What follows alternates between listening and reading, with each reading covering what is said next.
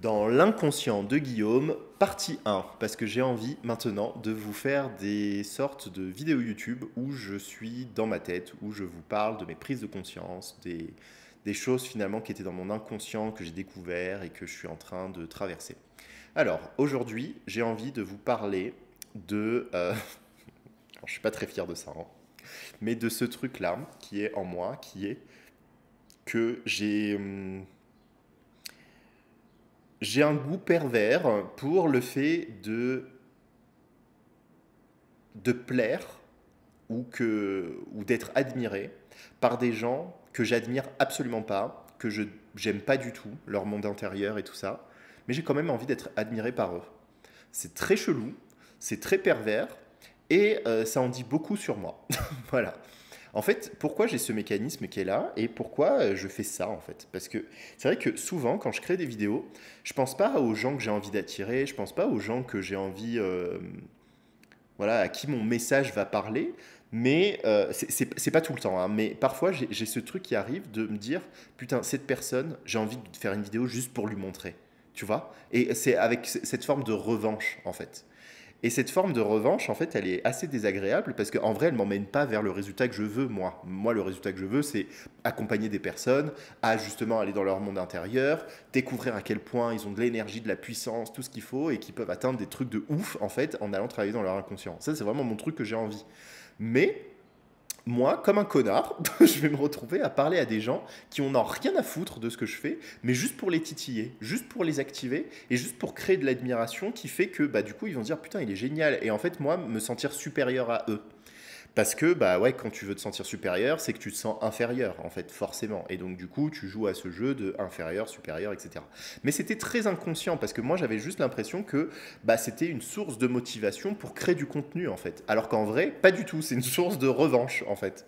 Revanche auprès de gens qui ont pas cru en moi, je l'ai eu beaucoup, ça, avec ma famille. Tu vois, je me suis dit, à un moment donné, si je réussis de ouf, bah, j'ai envie de leur offrir des trucs de malade. Alors qu'en vrai, ma mère et tout, elle a été catastrophique quand même dans mon parcours et moi je l'admire pas du tout ma mère, tu vois, donc je suis pas du tout dans cette phase-là et pourtant bah, j'ai envie du coup que eux m'admirent alors que je m'en fous, tu vois, mais juste pour me sentir supérieur en fait parce qu'on m'a écrasé et donc bref, il y a ce truc qui arrive. Et donc ça, voilà, ça dit beaucoup de moi et bah, c'est quelque chose qui m'a mis extrêmement, pas mal à l'aise, mais en tout cas qui m'a un peu bousculé dès que j'ai découvert ça, parce que je me suis dit, putain, quand même, c'est vrai que c'est assez vicieux. Et donc peut-être que vous avez ça aussi en vous et que vous avez ce sentiment, en fait, d'avoir du mal à parler aux personnes qui sont votre cible, qui sont les personnes qui vont vraiment vous admirer parce que vous avez, mais naturellement, tu vois, sans forcer. Et ça se fait uniquement quand vous avez dépassé en fait ce truc de revanche. Et donc comment on fait pour le dépasser? Eh bien c'est simple, il suffit déjà de l'assumer et de le voir pour soi-même. Donc si cette vidéo vous a permis de vous dire putain mais ça résonne parce que moi aussi j'ai ce genre de comportement un peu vicelard où je me dis que je vais créer du contenu juste pour voilà, titiller l'autre, eh bien du coup voilà, posez-vous la question en fait quand vous créez du contenu, est-ce que je le fais parce que j'ai vraiment envie de faire ça et j'ai vraiment envie d'apporter ça dans le monde, ou je le fais parce que j'ai envie de lui montrer que, après vous mettez tout ce que vous voulez derrière. Dès que vous avez ça, sachez que vous n'êtes pas sur la bonne voie et que vous êtes en train, enfin pas sur la bonne voie, il y a aucune voie qui est bonne, mais en tout cas, ça va vous desservir plus que vous servir. Parce qu'au final, en faisant ça, bah, vous gagnez rien en fait. Ce que vous gagnez, c'est juste un truc égotique à l'intérieur de vous, mais à l'extérieur, ça va pas forcément donner le résultat que vous voulez. Et d'ailleurs, parfois même, ça va activer des choses ultra négatives. Moi, je l'ai eu à chaque fois, et à chaque fois, c'est le moment où je m'en prends plein la gueule. Parce que, bah, voilà, j'essaye d'être un peu pervers, et le pire, c'est que je l'assume pas du tout, parce que, bah, déjà, je le voyais pas, donc je peux pas assumer quelque chose que je vois pas. Et en plus, bah, j'essaye de trouver des stratagèmes pour dire, bah non, c'est toi, non, non, non, tu vois. Donc c'est une perte d'énergie, perte de temps, et ouais.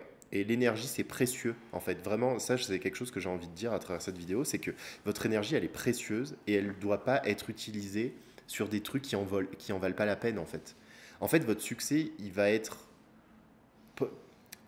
Il va, en fait, il va déjà créer peut-être, en fait, cette revanche. Mais au lieu d'essayer de faire cette revanche, parce que plus vous essayez de faire quelque chose et moins ça fonctionne, en fait, partez sur qu'est-ce que vous avez envie d'apporter. À partir de ce moment-là, vous allez en fait euh, avoir un impact qui est beaucoup plus fort que l'impact de revanche. Parce que l'impact de revanche, il va toucher une personne, deux personnes, et ça se trouve, ces personnes, elles vont même pas voir ce que vous faites, donc elles n'auront rien à foutre en fait de ce que vous faites. Et vous, vous allez utiliser de l'énergie qui aurait pu être utilisée pour quelque chose d'autre, qui est plus productif, juste parce que votre ego, il est touché et que vous avez envie, voilà, de faire ça. Et donc sachez que ça se règle.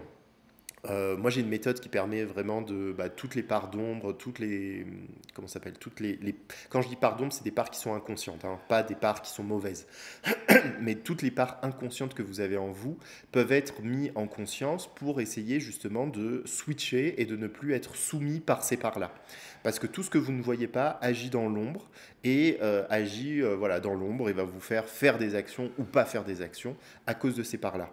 Et donc vous avez la possibilité de gagner de l'énergie, de la performance et surtout d'être beaucoup plus rapide vers le succès. Et quand je dis le succès, c'est vers vos objectifs que vous avez déterminés, que vous avez envie d'atteindre. C'est beaucoup plus rapide et efficace que de forcer, que d'utiliser 40 000 stratégies. Enfin voilà.